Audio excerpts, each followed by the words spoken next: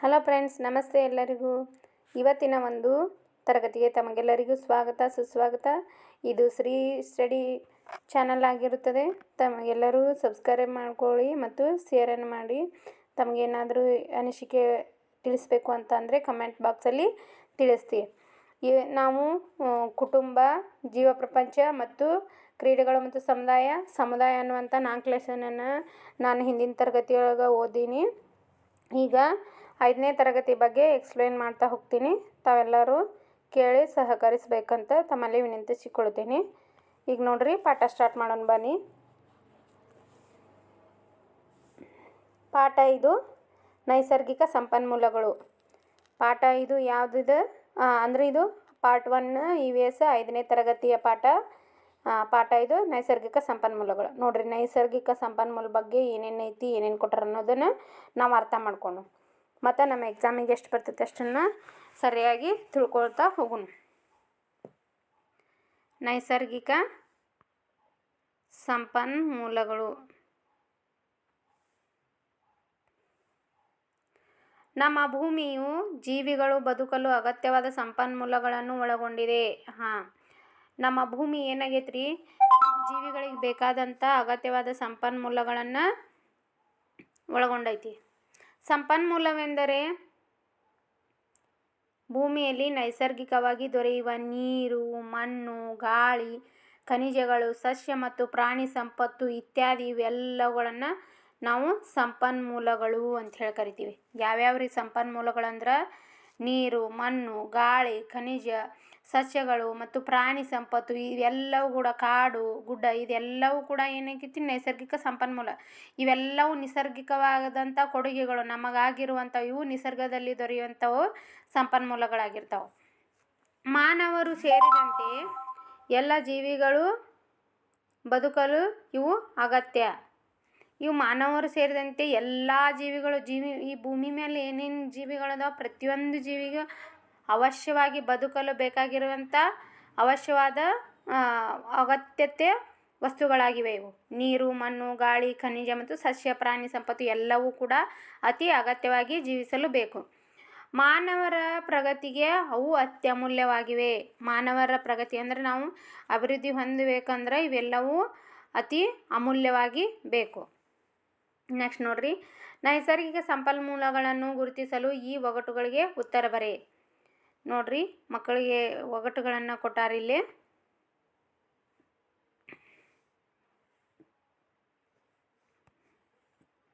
ನೈಸರ್ಗಿಕ ಸಂಪನ್ಮೂಲಗಳನ್ನು ಗುರುತಿಸೋ ಒಗಟುಗಳಿಗೆ ಉತ್ತರ ಬರೆ. ನಾನಿಲ್ಲದೆ ನೀನು ಒಂದು ಕ್ಷಣವಿಲ್ಲ, ಗಿಡ ಮರ ಪ್ರಾಣಿಗಳು ನಾನು ಬೇಕಲ್ಲ, ನಾನು ಯಾರು ಕಣ್ಣಿಗೆ ಕಾಣುವುದಿಲ್ಲ. ನಾನು ಯಾರು? ನಾನಿಲ್ಲದೆ ನೀನು ಒಂದು ಕ್ಷಣ ಇಲ್ಲ, ಗಿಡ ಮರ ಪ್ರಾಣಿಗಳು ನಾನು ಬೇಕಲ್ಲ, ನಾನು ಯಾರು ಕಣ್ಣಿಗೆ ಕಾಣಿಲ್ಲ. ಏನ್ರಿ ಇದು? ನನಗೆ ಗೊತ್ತಾಯ್ತು ನೋಡ್ರಿ, ಇದು ಗಾಳಿ. ಯಾವ ಅಂಶ ರೀ ಇದು? ಗಾಳಿ. ನೆಕ್ಸ್ಟ್ ನೋಡ್ರಿ, ಭೂಮಿಯ ಬಹುಭಾಗ ನಾನೇ ಇರುವೆ, ನಿನ್ನ ಬಾಯಾರಿಕೆ ನಾನು ನೀಗುವೆ, ಗಿಡ ಮರ ಪ್ರಾಣಿಗಳಿಗೆ ತಂಪು ಕೊಡುವೆ, ನಾನು ಯಾರು? ಭೂಮಿಯ ಬಹುಭಾಗ ಏನೈತ್ರಿ? ಹೆಚ್ಚು ಯಾವುದೈತಿ? ನೀರು. ನನ್ನ ಮೇಲೆ ನೀನಿರುವೆ, ಸಸ್ಯ ಬೆಳೆಯಲು ನೆರವಾಗುವೆ, ಜೀವರಾಶಿಗೆ ಆಶ್ರಯವಾಗುವೆ, ನಾನು ಯಾರು? ಭೂಮಿ. ನೋಡ್ರಿ, ಭೂಮಿ ತಾಯಿ, ಭೂಮಿ. ಯಾಕಂದ್ರೆ ನಾವು ಭೂಮಿ ಮೇಲೇನೆ ಅದೀವಿ. ನನ್ನ ಮೇಲೆ ನೀನು ಇರುವೆ ಅಂದರೆ ನಾವು ಭೂಮಿ ಮೇಲೇನೆ ಅದೀವಿ. ಸಸ್ಯ ಬೆಳೆಯಲು ನೆರವಾಗ್ತದೆ ಭೂಮಿ, ಜೀವರಾಶಿಗೆ ಆಶ್ರಯ ಆಗ್ತದೆ. ನೆಕ್ಸ್ಟ್ ನೋಡ್ರಿ,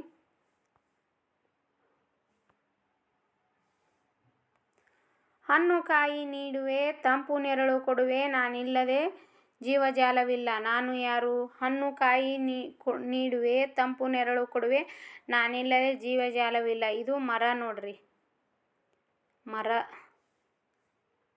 ಮರ.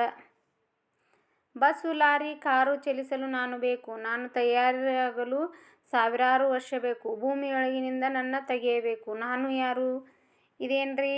ಬಸ್ಸು, ಲಾರಿ, ಕಾರು ಚಲಿಸಲು ನಾನು ಬೇಕು, ನಾನು ತಯಾರಾಗಲು ಸಾವಿರಾರು ವರ್ಷ ಬೇಕು, ಭೂಮಿಯೊಳಗಿಂದ ನನ್ನ ತೆಗೆಯಬೇಕು. ಇದು ಪೆಟ್ರೋಲ್ ರೀ.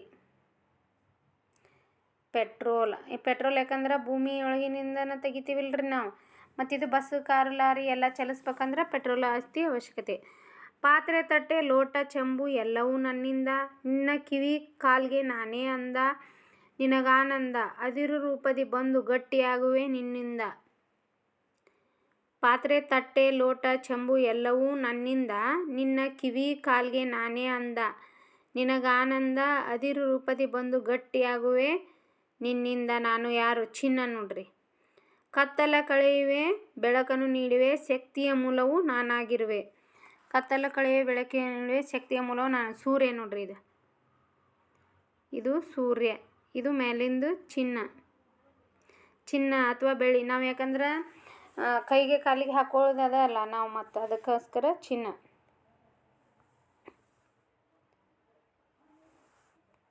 ನೈಸರ್ಗಿಕ ಸಂಪನ್ಮೂಲಗಳನ್ನು ಸಾಮಾನ್ಯವಾಗಿ ನವೀಕರಿಸಬಹುದಾದ ಮತ್ತು ನವೀಕರಿಸಲಾಗದ ಸಂಪನ್ಮೂಲಗಳಾಗಿ ವಿಂಗಡಿಸಲಾಗಿದೆ. ನೈಸರ್ಗಿಕ ಸಂಪನ್ಮೂಲಗಳಲ್ಲಿ 2 ವಿಧಗಳಿವೆ. ಅದು ಒಂದು ನವೀಕರಿಸಬಹುದಾದ ಸಂಪನ್ಮೂಲಗಳು, ಇನ್ನೊಂದು ನವೀಕರಿಸಲಾಗದ ಸಂಪನ್ಮೂಲ. ಅಂದ್ರೆ ನವೀಕರಿಸಬಹುದು, ಒಂದು ನವೀಕರಿಸಬಹುದು ಅಂದ್ರೆ ಪುನಃ ಉತ್ಪಾದನೆ ಮಾಡಬಹುದು. ಇನ್ನೊಂದು ಪುನಃ ನವೀಕರಿಸಲಾಗದ ಸಂಪನ್ಮೂಲ. ಈಗ ನೋಡ್ರಿ, ನಾವು ನವೀಕರಿಸಬಹುದಾದ ಸಂಪನ್ಮೂಲಗಳ ಬಗ್ಗೆ ತಿಳಿದುಕೊಳ್ಳೋಣ. ನವೀಕರಿಸಬಹುದಾದ ಸಂಪನ್ಮೂಲಗಳು. ನವೀಕರಿಸಬಹುದಾದ ಸಂಪನ್ಮೂಲಗಳು ಸೌರಶಕ್ತಿ, ವಾಯು, ಗಾಳಿ, ನೀರು, ಮಣ್ಣು, ಕಾಡು, ಅರಣ್ಯಗಳಂತಹ ಸಂಪನ್ಮೂಲಗಳು ಬಳಸಿದಷ್ಟು ದೊರಕುವಂಥ ಸಂಪನ್ಮೂಲಗಳಾಗಿವೆ. ಇವು ನಾವು ಎಷ್ಟು ಬಳಸಿದ್ರೂ ಮುಗದೇ ಹೋಗುವುದಿಲ್ಲ. ಸೌರಶಕ್ತಿ ಇರ್ಬೋದು, ವಾಯು, ಗಾಳಿ ಇರ್ಬೋದು, ನೀರು, ಮಣ್ಣು ಮತ್ತು ಕಾಡು, ಅರಣ್ಯಗಳಂಥ ಸಂಪನ್ಮೂಲಗಳು ನಾವು ಎಷ್ಟು ಬಳಸಿದರೂ ಪುನಃ ಅವು ಉತ್ಪಾದನೆಯಾಗಿ ಮತ್ತೆ ಹೊಳ್ಳೆ ನಮಗೆ ಒಳ್ಳೆ ಗಾಳಿ ಅಂತೂ ಮನುಷ್ಯನಿಗೆ ಅತಿ ಅವಶ್ಯಕವಾದ ಒಂದು ಜೀವ ಇರಬೇಕಂದ್ರೆ ಮುಖ್ಯವಾದ ಒಂದು ಅಂಶ. ನೀರನ್ನು ಕೂಡ ಹಾಗೆ. ಮಣ್ಣು ಮತ್ತು ಕಾಡು ಕೂಡ ಅದೇನಕ್ಕೈತಿ ಅಂದ್ರೆ ಇವು ನವೀಕರಿಸಬಹುದಾದ ಸಂಪನ್ಮೂಲಗಳು. ಬಹಳಷ್ಟು ಬಳಸಿದರೂ ಕೂಡ ದೊರಕುವಂಥ ಸಂಪನ್ಮೂಲಗಳಾಗಿವೆ. ಮಾನವರ ಜೀವಿತಾವಧಿಯಲ್ಲಿ ಇವು ನಿರಂತರವಾಗಿ ಲಭ್ಯವಿರುವುದರಿಂದ ಈ ಸಂಪನ್ಮೂಲಗಳನ್ನು ನವೀಕರಿಸಬಹುದಾದ ಸಂಪನ್ಮೂಲಗಳು ಎನ್ನುವರು. ನೋಡ್ರಿ, ಮಾನವರ ಜೀವಿತಾವಧಿಯಲ್ಲಿ ಇವು ನಿರಂತರವಾಗಿ ಲಭ್ಯ ಇರಬೇಕಾಕೈತಿ. ಈ ಸಂಪನ್ಮೂಲಗಳನ್ನು ನವೀಕರಿಸಬಹುದಾದ ಸಂಪನ್ಮೂಲಗಳು ಎನ್ನುವರು. ಮಾನವರ ಏನು ಜೀವನ ಐತಿ, ಪ್ರತಿಯೊಬ್ಬರು ನಾವು ಹಿಂದಿನ ಕಾಲದಿಂದ ನೋಡ್ಕೊತ ಬಂದ್ರೂ ಹಿಂದೆ 2000-3000 ವರ್ಷದಿಂದ ಏನಾಕೈತಿ, ಆವಾಗಿನ ಹಳೆ ಶಿವಾಲಯ, ಹೊಸ ಶಿವಾಲಯಗಳಲ್ಲಿ ಜನರು ಇದ್ರು. ಆವಾಗಿನ ಒಂದು ಇದ್ರೊಳಗೂ ಸಹಿತ ಇವು ಇಷ್ಟೇ ಇದನ್ನು ಮಾಡ್ಕೊತಾನೆ ಬಂದ, ಅಲ್ಲಿಂದನೂ ಅದಾವೆ ಇವು. ಹಾಗಾಗಿ ಮಾನವರ ಜೀವಿತಾವಧಿಯಲ್ಲಿ ನಿರಂತರವಾಗಿ ಲಭ್ಯ ಇರುವುದರಿಂದ ಇವುಗಳನ್ನು ಏನಂತ ಕರೀತಾರ? ನವೀಕರಿಸಬಹುದಾದ ಸಂಪನ್ಮೂಲಗಳು ಎನ್ನುವರು. ನೋಡ್ರಿ, ಮಾನವರ ಜೀವಿತಾವಧಿಯಲ್ಲಿ ನಿರಂತರವಾಗಿ ಲಭ್ಯ ಇರುವಂಥ ಸಂಪನ್ಮೂಲಗಳನ್ನು ನವೀಕರಿಸಬಹುದಾದ ಸಂಪನ್ಮೂಲಗಳು ಎನ್ನುವರು. ಈಗ ನೋಡ್ರಿ, ನೆಕ್ಸ್ಟ್ ನವೀಕರಿಸಲಾಗದ ಸಂಪನ್ಮೂಲಗಳು. ನೋಡ್ರಿ, ನೆಕ್ಸ್ಟ್ ಪಾಯಿಂಟ್, ಸೆಕೆಂಡ್ ಪಾಯಿಂಟ್, ನವೀಕರಿಸಲಾಗದ ಸಂಪನ್ಮೂಲಗಳು. ನವೀಕರಿಸಬಹುದಾದ ಅಂದ್ರೆ ನಾವು ಎಷ್ಟು ಬಳಸಿದ್ರೂ ಅದು ಖಾಲಿ ಆಗಂಗಿಲ್ಲ ಅಂಥದಕ್ಕೆ ನಾವು ಏನಂತ ಕರಿತೀವಿ? ನವೀಕರಿಸಬಹುದಾದ ಸಂಪನ್ಮೂಲ ಅಂತ. ನವೀಕರಿಸಲಾಗದ ಸಂಪನ್ಮೂಲಗಳಂದ್ರೆ ಕಲ್ಲಿದ್ದಲು, ಪೆಟ್ರೋಲ್, ಡೀಸೆಲ್ ಮತ್ತು ನೈಸರ್ಗಿಕ ಅನಿಲದಂತಹ ಸಂಪನ್ಮೂಲಗಳು ಬಳಸಿದಂತೆಲ್ಲ ಮುಗಿದು ಹೋಗುತ್ತವೆ. ನೋಡ್ರಿ, ಕಲ್ಲಿದ್ದಲು, ಪೆಟ್ರೋಲ್, ಡೀಸೆಲ್ ಮತ್ತು ನೈಸರ್ಗಿಕ ಅನಿಲಗಳು ಏನಕ್ಕೆ ಅಂದ್ರೆ ನಾವು ಹೆಂಗೆ ಬಳಸ್ಕೊತ ಹೋಗ್ತೀವಿ ಹಂಗೆ ಮುಗಿತಾವೆ ಇವು. ಅಂದ್ರೆ ಕಡಿಮೆ ಆಕ್ಕೊತ ಬರ್ತಾವೆ. ಹಿಂಗೇನು ಕಡಿಮೆ ಆಕ್ಕೊತ ಬರ್ತಾವಲ್ಲ ಈಗ ನವೀಕರಿಸಲಾಗದ ಸಂಪನ್ಮೂಲಗಳು ಅಂತೇಳಿ ಕರಿತೀವಿ. ಇಂಥ ಸಂಪನ್ಮೂಲಗಳನ್ನು ನವೀಕರಿಸಲು ಸಾಧ್ಯವಿಲ್ಲ. ಅಂದರೆ ಇವನು ಹೊಳ್ಳೆ ನಾವು ಎಷ್ಟು ಬಳಸಿದ್ರೂ ಹೊಳ್ಳಿ ಉಳಿಯಂಗಿಲ್ಲ. ಇವು ಖಾಲಿ ಆಕ್ಕೊತ ಬರ್ತಾವೆ. ನಾವು ಹೆಂಗೆ ಬಳಸ್ತೀವಿ ಹಂಗೆ ಖಾಲಿ ಆಕ್ಕೊತನ ಬರ್ತೈತೆ. ಅದಕ್ಕಾಗಿ ಇವಕ್ಕೆ ಏನಂತ ಕರಿತೀವಿ? ನವೀಕರಿಸಲಾಗದ ಸಂಪನ್ಮೂಲಗಳು ಅಂತೀವಿ. ಇದ್ರೊಳಗೆ ನಿಮ್ಗೆ ಉದಾಹರಣೆಗೆ ಒಂದು ಕೊಡ್ತಾರೆ. ಏನಂದ್ರೆ ಕಲ್ಲಿದ್ದಲು, ಪೆಟ್ರೋಲಿಯಂ, ಗಾಳಿ, ನೀರು ಯಾವ್ದಾರ ಒಂದು ಕೊಟ್ಟು, ಗಾಳಿ, ನೀರು, ಮಣ್ಣು ಇವುಗಳಲ್ಲಿ ಒಂದು ಕೊಟ್ಟು, ಕಲ್ಲಿದ್ದಲು ಒಂದು ಕೊಟ್ಟು ಯಾವುದೋ ಒಂದು ನವೀಕರಿಸಲಾಗದ ಸಂಪನ್ಮೂಲ ಅಂತ ಹೇಳಿ ಕೊಟ್ರಂದ್ರೆ ನಾವು ಸರಿಯಾಗಿ ಗುರ್ತು ಮಾಡಿ ಪ್ರಶ್ನೆಗೆ ಉತ್ತರವನ್ನು ಬರಿಬೇಕಾಕತಿ. ಇಂತಹ ಸಂಪನ್ಮೂಲಗಳನ್ನು ನವೀಕರಿಸಲು ಸಾಧ್ಯವಿಲ್ಲ. ಆದ್ದರಿಂದ ಈ ಸಂಪನ್ಮೂಲಗಳನ್ನು ನವೀಕರಿಸಲಾಗದ ಸಂಪನ್ಮೂಲಗಳು ಎನ್ನುವರು. ಈ ಕೆಳಗೆ ಕೊಟ್ಟಿರುವ ಸಂಪನ್ಮೂಲಗಳನ್ನು ಸಂಬಂಧಿಸಿದ ಬುಟ್ಟಿಗೆ ಗೆರೆ ಎಳೆಯುವುದರ ಮೂಲಕ ಹಾಕು. ನವೀಕರಿಸಬಹುದಾದ ಸಂಪನ್ಮೂಲಗಳು ಯಾವ್ಯಾವ ನೋಡ್ರಿ. ನವೀಕರಿಸಲಾಗದ ಸಂಪನ್ಮೂಲಗಳು ಕಲ್ಲಿದ್ದಲು, ನಾ ಇದೀಗ ಹೇಳಿದಂಗೆ ನವೀಕರಿಸಲಾಗದ ಸಂಪನ್ಮೂಲ ರೀ ಇದು. ಕಬ್ಬಿಣ, ಇದು ಕೂಡ ನವೀಕರಿಸಲಾಗದ ಸಂಪನ್ಮೂಲ. ಪೆಟ್ರೋಲ್, ಡೀಸೆಲ್, ಅಡುಗೆ ಅನಿಲ, ನೀರು, ಆಕ್ಸಿಜನ್, ಕಾಡು, ಚಿನ್ನ ಏನಕ್ಕೈತ್ರಿ ನವೀಕರಿಸಲಾಗದ ಸಂಪನ್ಮೂಲ. ವನ್ಯಜೀವಿಗಳು, ಸೌರಶಕ್ತಿ ಇವೆಲ್ಲ ಏನಿವು ನವೀಕರಿಸಬಹುದಾದ ಸಂಪನ್ಮೂಲಗಳು. ನಾವು ಎಷ್ಟು ಖಾಲಿ ಮಾಡಿದ್ರೂ ಮತ್ತೆ ಹೊಳ್ಳೆ ಅವು ನಮಗಾಗಿ ಸಿಗ್ತಾವೆ. ಇವು ಕಲ್ಲಿದ್ದಲು, ಕಬ್ಬಿಣ, ಪೆಟ್ರೋಲ್, ಡೀಸೆಲ್, ಅಡುಗೆ ಅನಿಲ ಇವೆಲ್ಲವೂ ಕೂಡ ಏನಾಗಿರ್ತವೆ, ಇವು ನವೀಕರಿಸಲಾಗದ ಸಂಪನ್ಮೂಲಗಳು. ಇದುವರೆಗೆ ನೀನು ನೈಸರ್ಗಿಕ ಸಂಪನ್ಮೂಲಗಳ ವಿಧಗಳನ್ನು ತಿಳಿದೆ. ಈಗ ನವೀಕರಿಸಬಹುದಾದ ಸಂಪನ್ಮೂಲಗಳ ಬಗ್ಗೆ ವಿವರವಾಗಿ ತಿಳಿಯೋಣ. ಈಗ ನಾವೇನು ಮಾಡಿದ್ದೀವಿ ಅಂದ್ರೆ ಯಾವ್ಯಾವ ನವೀಕರಿಸಬಹುದಾದ ಸಂಪನ್ಮೂಲಗಳದಾವೆ ಮತ್ತು ನವೀಕರಿಸಲಾಗದ ಸಂಪನ್ಮೂಲಗಳು ಯಾವುದಾವ ಅದ್ರ ಬಗ್ಗೆ ತಿಳ್ಕೊಂಡಿವಿ. ಈಗ ಅದ್ರ ಒಂದೊಂದರ ಉದಾಹರಣೆಗಳನ್ನು ತಿಳ್ಕೊತ ಹೋಗೋಣ ಬರ್ರಿ. ಈಗ ನೋಡ್ರಿ,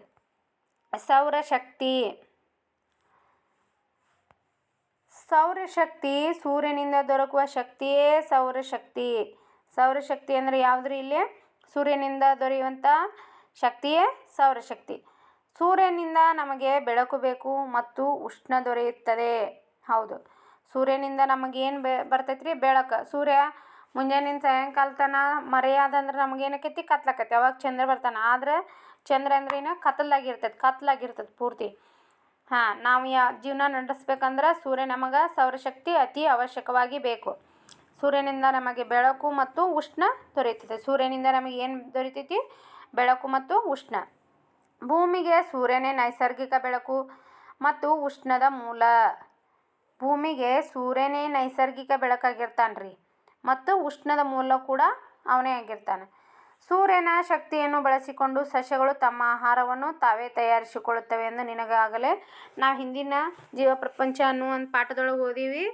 ಗೊತ್ತೈತಲ್ಲ ನಮಗೆ ಏನಂದ್ರೆ ಸಸ್ಯಗಳು ತಮ್ಮ ಆಹಾರವನ್ನು ತಾವೇ ತಯಾರಿಸ್ಕೊಳ್ತೇವೆ. ಅದು ಯಾವುದರ ಪ್ರಮುಖ ಅಂಶವನ್ನು ತೆಗೆದುಕೊಂಡು ಅಂದ್ರೆ ಸೂರ್ಯನ ಒಂದು ಬೆಳಕನ್ನು ತೆಗೆದುಕೊಂಡು ಇವು ತಮ್ಮ ಆಹಾರವನ್ನು ತಾವೇ ತಯಾರಿಸ್ಕೊಳ್ತಾವೆ. ಸೂರ್ಯನ ಶಕ್ತಿ ಬಳಸಿ ಮಾಡಬಹುದಾದ ಕೆಲಸಗಳನ್ನು ಪಟ್ಟಿ ಮಾಡು.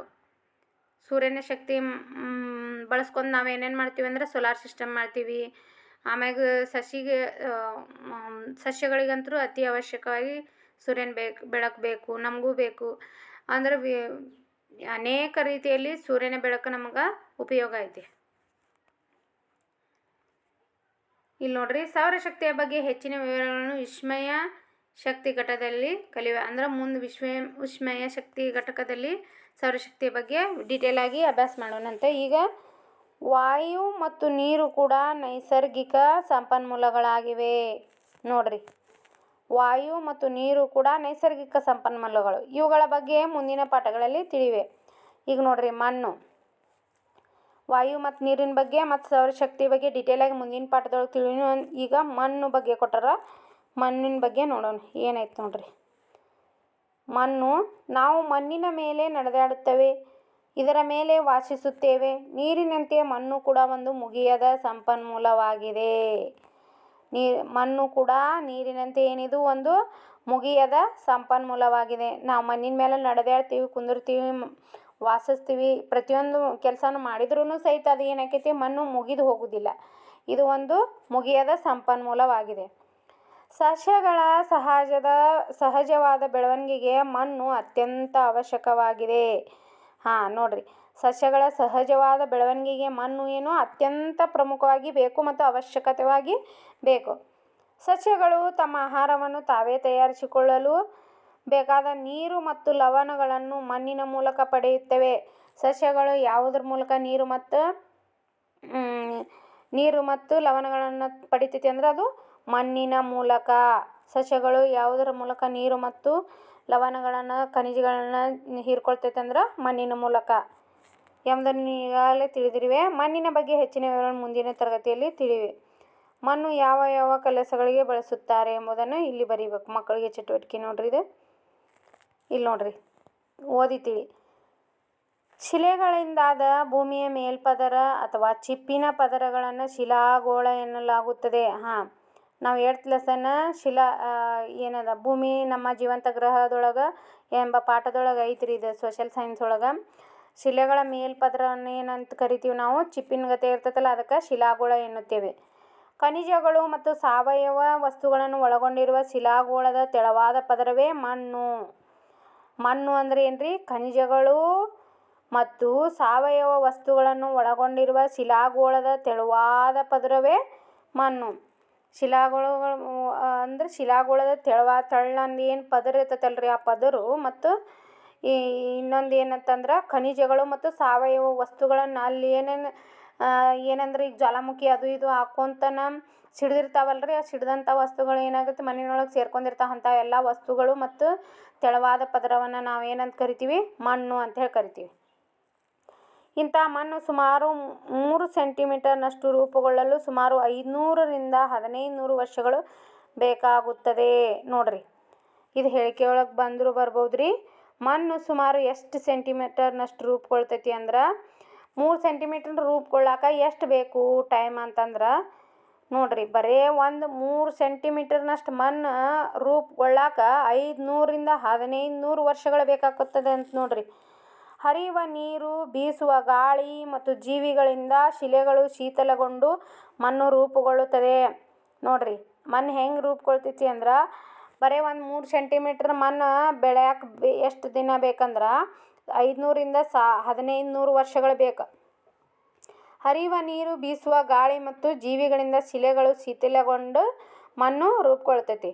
ನೋಡ್ರಿ, ಶಿಲೆಗಳಿರ್ತಾವಲ್ಲ ಅವೆಲ್ಲ ಶೀತಲಗೊಂಡು ಅಂದರೆ ಅವು ಏನು ತುಣುಕಾಗಿ ಅವು ಶೀತಲ ಆಗಿರ್ತಾವಲ್ಲ, ಅವು ಯಾವ ಕೆಲ್ಸಕ್ಕೆ ಬರಂಗಿಲ್ಲ, ಹಂಗೆ ಮುರಿದು ಪುಡಿ ಪುಡಿ ಆಗಿರ್ತಾವಲ್ಲ, ಅಂಥದ್ದು ಏನಾಕೈತಿ ಶೀತಲಗೊಂಡು ಕೆಟ್ಟಿರ್ತಾವಲ್ರಿ, ಅವೆಲ್ಲ ಸೇರಿ ಬೀಸುವ ಗಾಳಿ ನೀರು ಎಲ್ಲ ಸೇರಿ ಏನಾಕೈತಿ ಮಣ್ಣು ರೂಪುಗೊಳ್ತದೆ. ಈ ಸಂದರ್ಭಗಳಲ್ಲಿ ಮೇಲ್ಮಣ್ಣು ಏನಾಗುತ್ತದೆ ಗೆಳೆಯರೊಂದಿಗೆ ಚರ್ಚಿಸು. ಜೋರಾಗಿ ಗಾಳಿ ಬೀಸಿದಾಗ, ಮಳೆ ಬಂದು ನೀರು ರಭಸವಾಗಿ ಹರಿಯುವಾಗ ಜೋರಾಗಿ ಗಾಳಿ ಬೀಸಿದಾಗ ಮಣ್ಣು ಏನಾಕೈತಿ ಗಾಳಿ ಮೂಲಕ ಹೋಕೈತ್ರಿ, ಹಾರ್ಕೊಂತ ಮಣ್ಣಿನ ಮೇಲ್ಪದ್ರ ಧೂಳಾಗಿ ಹಾರ್ಕೊಂತ ಹೋಕೈತಿ. ಮಳೆ ಬಂದಾಗ ನೀರು ರಭಸವಾಗಿ ಹರಿಯುವಾಗ ಮೇಲ್ಪದ್ರ ಕೊಚ್ಕೊಂಡು ಹೋಕೈತಿ. ಮೇಲ್ಮಣ್ಣು ಕೊಚ್ಚಿಕೊಂಡು ಹೋಗದಂತೆ ಸಂರಕ್ಷಿಸಲು ಈ ಕ್ರಮಗಳನ್ನು ಮೇಲ್ಮಣ್ಣು ಕೊಚ್ಚಿಕೊಂಡು ಹೋಗದಂತೆ ಸಂರಕ್ಷಿಸಲು ಈ ಕ್ರಮಗಳನ್ನು ಅನುಸರಿಸುತ್ತಾರೆ. ಚಿತ್ರ ನೋಡಿ ನೀನು ತಿಳಿದೆ ಎಂಬುದನ್ನು ಬರೆ. ಇಲ್ಲಿ ನೋಡ್ರಿ, ಮಣ್ಣು ಕೊಚ್ಕೊಂಡು ಹೋಗಬಾರ್ದು ಅಂಥೇಳಿ ಇಲ್ಲಿ ಕಟ್ಟೆಗಳನ್ನು ನಿರ್ಮಿಸ್ಯಾರ, ಇಲ್ಲಿ ಒಡ್ಡುಗಳನ್ನು ನಿರ್ಮಿಸ್ಯಾರ. ಇಲ್ಲಿ ಕೂಡ ನೀರು ಹರಿಯದ ಹೋಗದಂತೆ ಮಣ್ಣು ಕೊಚ್ಕೊಂಡು ಹೋಗ್ಲಾರ್ದಂಗೆ ಏನು ಮಾಡ್ತಾರೆ, ಅಲ್ಲಲ್ಲಿ ಒಡ್ಡುಗಳನ್ನು ನಿರ್ಮಿಸ್ತಾರೆ. ಸಮಪಾತಾಳಿ ಬೇಸಾಯ. ಸಮಪಾತಾಳಿ ಬೇಸಾಯ ಅಂದ್ರೆ ಏನ್ರಿ? ಮಣ್ಣಿನ ಸವೆತವನ್ನು ತಡೆಗಟ್ಟಲು ಭೂಮಿಯ ಆಕಾರಕ್ಕನುಗುಣವಾಗಿ ವ್ಯವಸಾಯ ಮಾಡುವುದನ್ನು ಸಮಪಾತಾಳಿ ಬೇಸಾಯ ಎನ್ನುವರು. ನೋಡ್ರಿ, ಸಮಪಾತಾಳಿ ಬೇಸಾಯ ಅಂದ್ರೆ ಮಣ್ಣಿನ ಸವೆತವನ್ನು ತಡೆಗಟ್ಟಲು ಭೂಮಿಯ ಆಕಾರಕ್ಕನುಗುಣವಾಗಿ ವ್ಯವಸಾಯ ಮಾಡುವುದನ್ನು ಸಮಪಾತಾಳಿ ಬೇಸಾಯ ಎನ್ನುವರು. ನೋಡ್ರಿ, ಒಂದೊಂದು ಪ್ರದೇಶದೊಳಗೆ ಸಮತಟ್ಟಾದ ಭೂಪ್ರದೇಶ ಇದ್ದಲ್ಲಿ ಸಮಾನವಾಗಿ ಏನಾಕತಿ ನೀರು ಭಾಳ ಹರಿದು ಹೋಗಂಗಿಲ್ಲ, ಅಂತಲ್ಲಿ ಒಡ್ಡುಗಳನ್ನ ನಿರ್ಮಿಸಿ ಕೃಷಿಯನ್ನು ಮಾಡಿ ಫಸಲನ್ನು ತೆಗಿತಾರೆ. ಆದರೆ ಇಳಿಜಾರು ಇದ್ದರೆ ಒಂದೊಂದು ಗುಡ್ಡಗಾಡು ಪ್ರದೇಶಗಳಲ್ಲಿ ಅಲ್ಲೆಲ್ಲ ಏನು ಮಾಡ್ತಾರನ್ನ ಮಣ್ಣಿನ ಸವೆತವನ್ನು ತಡೆಗಟ್ಟಾಗ ತನ್ನದೇ ಆದಂಥ ಆ ಮಣ್ಣಿಗೆ ಮತ್ತು ಆ ಭೂಮಿಗೆ ಯಾವ್ಯಾವ ಸುಟೇಬಲ್ ಆಗುವಂಥ ವಸ್ತುಗಳನ್ನು ಅಲ್ಲಿ ಬೆಳಿತಾರೆ, ಅಲ್ಲಿ ಅಂಥ ಕೃಷಿನ ಮಾಡ್ತಾರಲ್ಲಿ. ಅದಕ್ಕೆ ಸಮಪಾತಾಳಿ ಬೇಸಾಯ ಅಂತ ಹೇಳಿ ಕರೀತಾರೆ. ಭೂಮಿಯ ಆಕಾರಕ್ಕನುಗುಣವಾಗಿ ವ್ಯವಸಾಯ ಮಾಡುವುದನ್ನು ಸಮಪಾತಾಳಿ ಅಂತಾರೆ. ಅಲ್ಲಲ್ಲಿ ಆ ಪ್ರದೇಶದೊಳಗೆ ಯಾವ ಬೀಜ ಬಿತ್ತಿದ್ರನ ಈಗ ನೋಡ್ರಿ, ನಮ್ದು ಏನಾಕೈತೆ ಅಂದ್ರೆ ಉದಾಹರಣೆಗಾಗಿ ಈಗ ಪಶ್ಚಿಮ ಘಟ್ಟಗಳ ಸಾಲಿನಲ್ಲಿ ಏನಾಕೈತಿ ಕೊಡಚಾದ್ರಿ, ಆಮ್ಯಾಗ ಮಂಗಳೂರು, ಉಡುಪಿ ಸೈಡ್ ಏನಾಕೈತಿ ಅಲ್ಲಿ ಕಾಫಿ ಬೆಳೆಯನ್ನು ಬೆಳಿತಾರೆ. ಅಲ್ಲಿ ಗುಡ್ಡದಾಗಿಂದನ ನೀರು ಹರಿದು ಬಂದು ಬೆಳಿತಾರೆ. ಆದರೆ ಅಲ್ಲೆಲ್ಲ ಬೇರೆ ಬೇರೆ ಬೆಳೆ ಕಬ್ಬು ಹತ್ತಿ ಅಂಥವೆಲ್ಲ ಬೆಳೆಯಂಗಿಲ್ಲ. ಅಲ್ಲಿ ಏನು ಮಾಡ್ತಾರೆ, ಬರೀ ಕಾಫಿ ಬೀಜ ಬೆಳಿತಾರೆ. ಅಲ್ಲಿ ಇಳಿಜಾರಾಗಿರುವಂಥ ಒಂದು ಆಕೈತಿ, ಅಲ್ಲೇ ಕಾಫಿ ಬೆಳೆಯಲು ಆ ಪ್ರದೇಶ ಸೂಕ್ತವಾಗಿದೆ. ಹಂಗೆ ಬೇರೆ ಬೇರೆ ಈಗ ನಮ್ಮ ಉತ್ತರ ಕರ್ನಾಟಕ ಕಡೆ ಕಬ್ಬು, ಹತ್ತಿ, ರಾಗಿ ಮತ್ತು ಜೋಳ, ಗೋಧಿ ಇಂಥವೆಲ್ಲ ಬೆಳಿತಾರೆ. ಇಲ್ಲಿ ಈ ನೆಲ ಏನಾಕೈತಿ ಸೂಕ್ತ ಐತಿ, ಈ ಬೆಳೆ ಬೆಳ್ಯಾಕೆ ಇದು ಸೂಕ್ತ ಐತಿ, ಆ ಬೆಳ್ಯಾಕೆ ಅದು. ಹಂಗೆ ಯಾವ ಬೆಳೆಯನ್ನು ಬೆಳ್ಯಾಕೆ ಎಲ್ಲಿ ಭೂಮಿ ಸೂಕ್ತವಾಗಿರ್ತೈತಿ ಅದನ್ನು ಆಯ್ಕೆ ಮಾಡ್ಕೊಂಡು ಕೃಷಿ ಮಾಡೋದಕ್ಕನ ಸಮಪಾತಾಳಿ ಬೇಸಾಯ ಎನ್ನುವರು. ನೆಕ್ಸ್ಟ್ ನೋಡ್ರಿ, ಕಾಡುಗಳು. ಕಾಡುಗಳು ಪರಿಸರದಲ್ಲಿನ ಕಾಡು ಪ್ರಾಣಿ ಮತ್ತು ಪಕ್ಷಿಗಳಿಗೆ ನೈಸರ್ಗಿಕ ಆವಾಸವನ್ನು, ಪ್ರಾಣಿಗಳಿಗೆ ಆಹಾರ ಮತ್ತು ಮೇವನ್ನು ಹಾಗೂ ಮಾನವರಿಗೆ ಅಗತ್ಯವಾದ ಅನೇಕ ವಸ್ತುಗಳನ್ನು ಒದಗಿಸುತ್ತದೆ. ನೋಡ್ರಿ, ನಮ್ಮ ಕಾಡುಗಳು ಎಷ್ಟು ಮುಖ್ಯ ಅಂತಂದ್ರೆ ಮಾನವನಿಗೆ ಕಾಡುಗಳು ಪರಿಸರದಲ್ಲಿರುವಂಥ ಪ್ರತಿಯೊಂದು ಪ್ರಾಣಿ ಪಕ್ಷಿಗಳಿಗೆ ಏನಾಕೈತಿ ಆವಾಸವಾಗಿದೆ. ಕಾಡು ಏನಾಗೈತಿ ಪ್ರತಿಯೊಂದು ಪ್ರಾಣಿ ಪಕ್ಷಿಗಳಿಗೂ ನೈಸರ್ಗಿಕ ಆವಾಸವನ್ನಾಗಿ ಅದು ಎಲ್ಲ ಪ್ರಾಣಿ ಪಕ್ಷಿಗಳಿಗೆ ವಾಸವಾಗಿರುವಾಕ ಅವಕಾಶ ಮಾಡಿಕೊಡ್ತೈತಿ. ಆಮ್ಯಾಗ ಪ್ರಾಣಿಗಳಿಗೆ ಆಹಾರ ಮತ್ತು ಮೇವನ್ನು ಕೂಡ ಅಷ್ಟಲ್ಲದನ